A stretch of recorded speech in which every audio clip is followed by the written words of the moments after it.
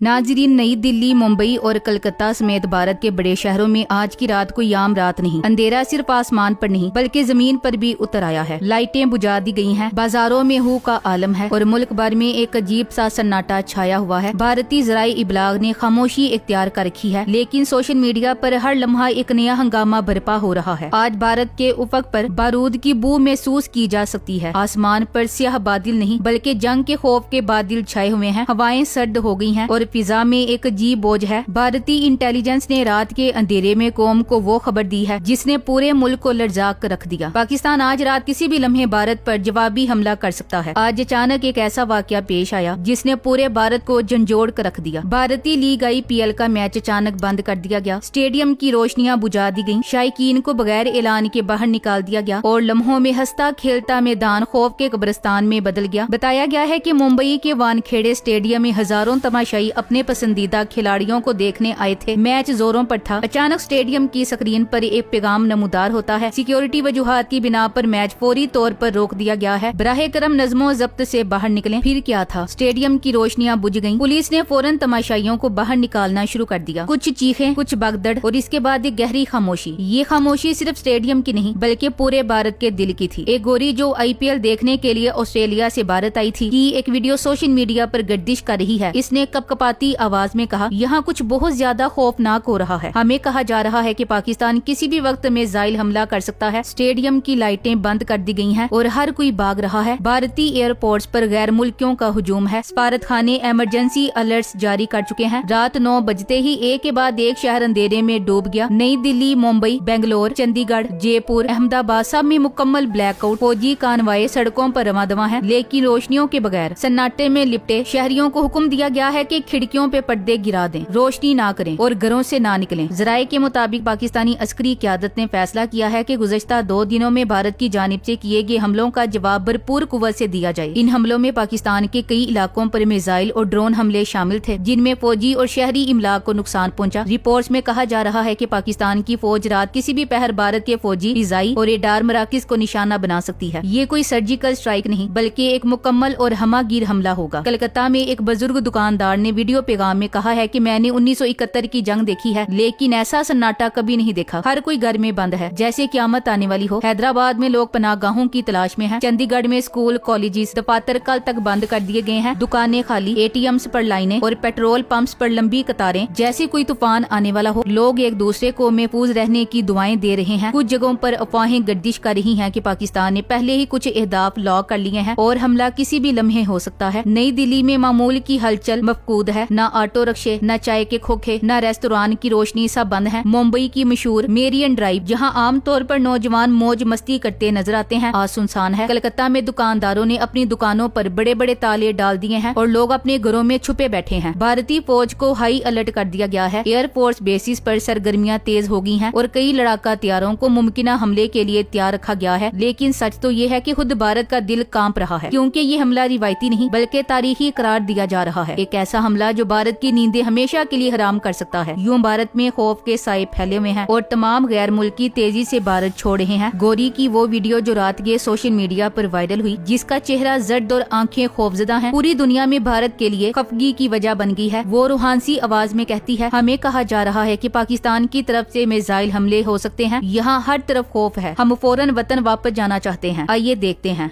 Basically, the whole stadium in the middle of the game was evacuated, and it was very scary. Everyone was just screaming that there are bombs coming, and it was it's still very, very scary.